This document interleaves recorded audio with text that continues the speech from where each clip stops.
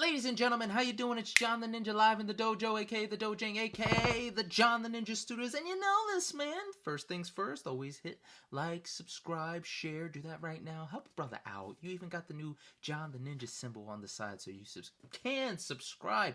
And if you're interested in checking out, possibly getting a John the Ninja t-shirt, just leave a comment, send an email. We'll definitely get that out for you. But thank you for signing on and checking out concert resume number 31, written down not with my own blood but with pen and paper.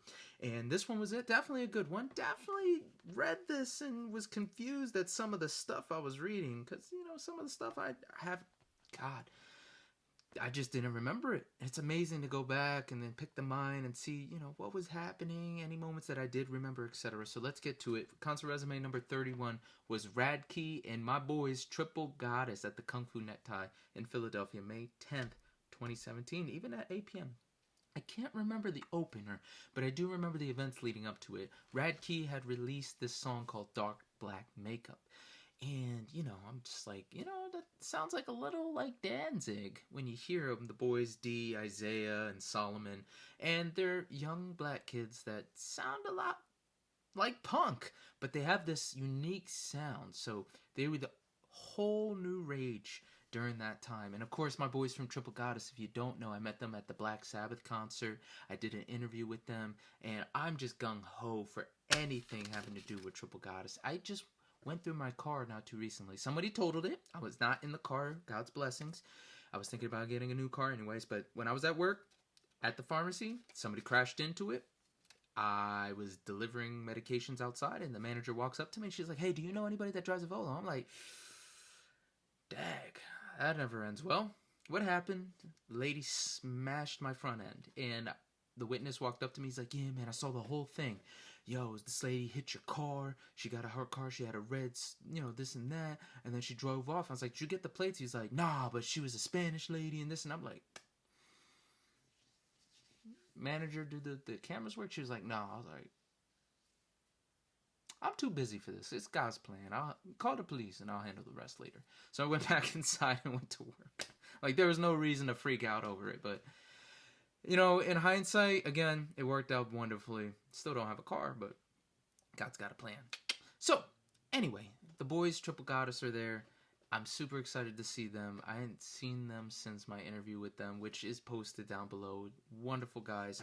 And, of course, the reason I brought up the car story is because when I was cleaning it out, I found a demo for them. I still had a demo. I had so many demos that I was giving out to people at shows and etc. I'm surprised I still had the one. Plus, I had the CD. Just look at these guys. Just look how awesome they look. Frank and Matt and Joe and Bobby. Just masterminds. And I got to give them a shout out. Thank you. I was trying to get a memorial show together for someone that passed that was dear to me.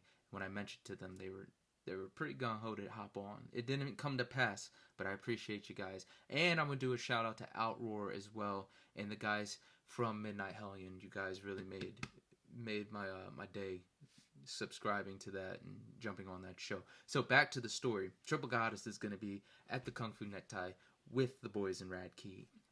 My mentor, my number one guy, the guy who's done more than anyone else to try and get me to succeed in this radio business, Marcus, he was going to go to that show. He was gung-ho for these guys, and I was like, all right, I'm going to go with Marcus. It's going to be the first time we hang out outside the studio. It was going to be great. I didn't think he was going to grab a beer with me, I think he just had his son Luca at the time. But all I knew is this is a guy I look up to. This is a guy that's mentored me. We're going to go hang out. We're going to be bros. It's going to be a good time. And then, also reading these notes, it said I was trying to either go hang out with Marcus or Lisa B. And I'm like, who is Lisa B? I mean, I remember Jessica. I remember a couple other names at the time. But Lisa B.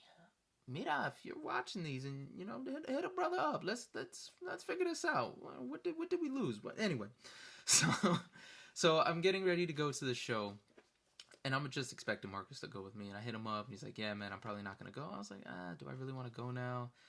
And at that point, I was like, hell yeah, I want to see Triple Goddess. Radkey's a brand new thing. Let me go. So and drive up to the Kung Fu Necktie. It is near the Fillmore in the casino. If you're not familiar with Philadelphia, you know, it's in Fishtown. So Kung Fu Necktie, it's even said it best in here. It's the perfect hole in the wall.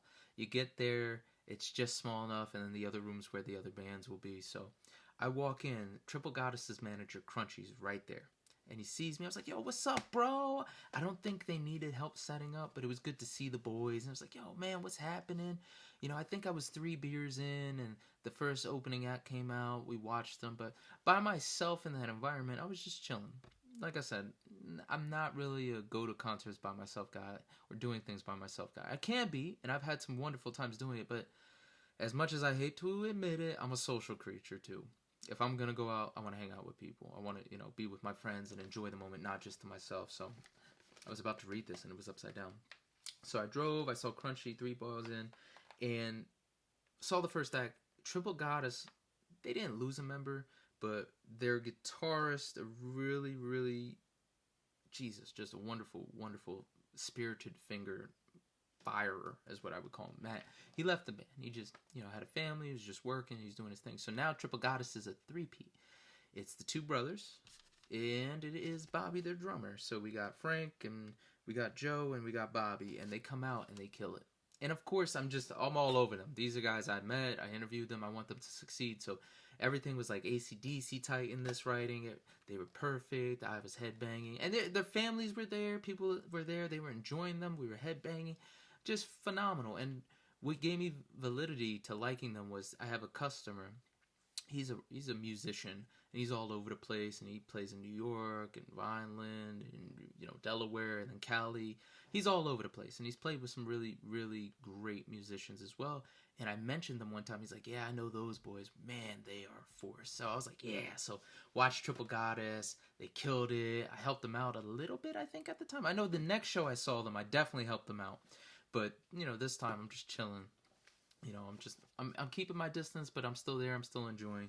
Let's see what happened. After that, okay, so it's just a full room now. Because Radkey's coming on, and they're new hot things. So people are just piling into this place. So I decided very wisely to get a spot. If you've ever been in the Kung Fu Necktie, they have a basement where pretty much the musicians put their stuff and etc. And then upstairs, there's the stage. So I very wisely stood to the side of the stage, and Radkey came out, and of course people are losing their shit. They're having a good time, but it was nice to see them because they're 18, 19 at the time, maybe 16. The youngest brother, who's the drummer, was probably 16 at the time, and they're rocking it. They have a huge crowd for the Kung Fu Necktie. There had to have been at least 200 people, or even if not, it was a significant amount. That room was packed. Back to the point. But they're playing songs. They're killing it. They play Dark Black Makeup. Hold on, I gotta pull out because I did buy a vinyl album. They played Love Spills, Paraded. What's the other one I really like? They played Romance Dawn, which was really good. And they are doing their thing. They even had one.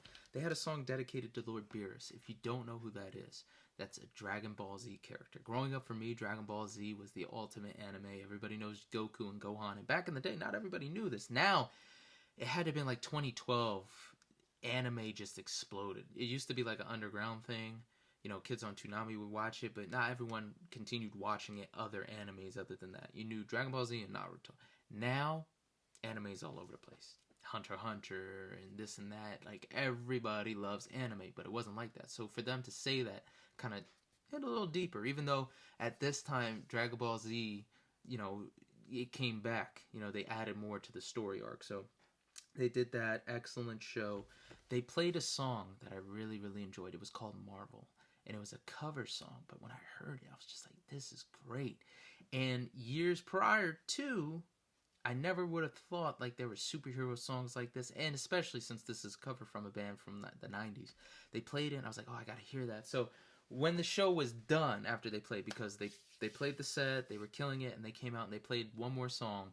And it was Teen Titans. Of course, I grew up watching the Teen Titans show. Not Teen Titans Go, even though I don't hate it, but the serious, more anime, more actual teenagers dealing with real life Teen Titans. They did that song.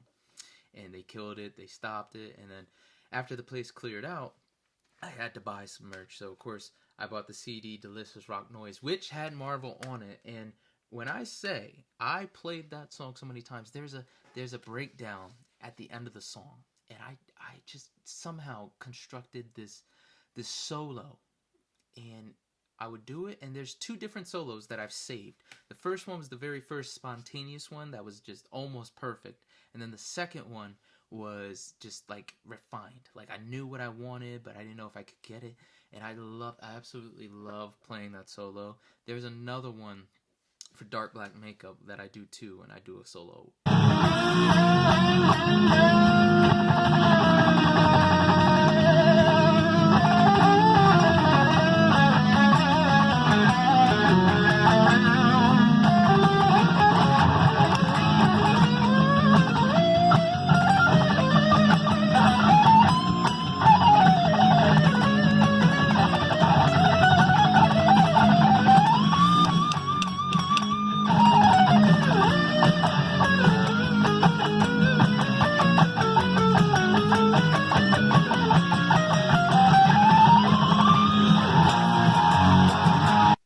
But the point is this, I bought that, and then I bought 2 vinyls. I bought a vinyl for myself, which I had the boys, all of them signed it for me. It's a little hard to see on this, but they definitely signed it. And then I bought one for Marcus, and then I, was going to give it back to him. But afterwards, everyone's breaking down, and I'm chilling with the guys in Triple Goddess, and they go out back, and there's Radkey, and we're all in a circle, and they're passing around a blunt. Like I'm in the blunt circle, so we're all smoking, they're joking. They offer me the blunt. I don't smoke, so I was like, nah, I'm good, man, but thank you. It's like, all right, cool. So, they're smoking. It's really cool. So it turns out their manager for Radkey is their dad. And I was like, wait, that's your dad? He's like, hell yeah, man. I was like, oh, cool. Of course, I was a little thrown off because their dad's white. I did not, being the guy that grew up in a very colorist environment, having dealt with, oh, you're black, you're white, you're Spanish, etc. I was kind of thrown off for half a second. It was really cool. I was just happy to see that. And their dad's really instrumental in getting them out there. So, they do their cleanup. Radkey's pretty much good to go. And then I go downstairs with Triple Goddess. I help them clean up a little bit. And for the life of me, I wish I could remember what Joe said. But Joe said something to try and keep me going. And I even wrote it in the note. He gave me some wisdom, keep pushing, etc. But, I just remember, like, being in that circle after that, I knew I did not belong. I was like, yo, I don't smoke weed. I probably shouldn't be here. Like, it was a little weird. But after having that talk, especially, like, I was in the basement, Joe, Bobby, all of them, they were just hyping me up, keep going. So afterwards, we're talking, they're smoking, and we go upstairs. I think it was me and Joe. Like, they brought me upstairs to the Kung Fu Necktie. I see the guys. I see Bobby and I see Frank having cigarettes with this blonde chick I saw there earlier. I'm like, who is this chick? Now, if you've never been upstairs in the Kung Fu Necktie, it's actually pretty great. It's like a lounge, and there's like a smaller stage. At least maybe at the time, it's 2017, so there was a stage. Maybe it's changed due to the pandemic. But man, it was just like a real chill environment. There's a little bar. I'm like, damn, I could get down in here. Like, it's chilling. We're all just sitting back. They're having drinks. It turned out that blonde chick was the owner's girlfriend, and she was really digging the band, and they were going back and forth. What's great, not. And I was just chilling. It was just nice to be there. It was a really relaxing thing. So afterwards, everyone says their goodbyes. We go downstairs, and, I get in my car and I go home, just like usual. But again, who gets to do things like that? Just chill. You're with the owners upstairs. You see things that you don't get to see. So, a special moment in my heart, just like all the others. This is number 31 of possibly 80 at this point. But again, damn, it probably is 80 because I saw Usher. I saw maybe Snoop Dogg's logged. I know Usher. I know Firefly. There's probably another one I missed that I have to put down. Blue Men Group. We're gonna have to catch up. We're gonna have to figure this out because now it's getting to the point where like, yo, there's some concerts I haven't logged in, but let's see if there's anything else. Owner's Girlfriend. I helped the guys pack in Triple Goddess, and then we called it a day. So that's it, ladies and gentlemen. That's Concert Resume number 31. Thank you for watching. The next one's definitely a fun one, and it's gonna have a couple of stories. It's elongated. It is one that a lot of people were waiting for a long time, and I got story upon story upon story for it. So till next time, guys, be smart, be mindful, don't forget to ask about the shirts, and rock on. I'm John the Ninja, and as always, Ninja out.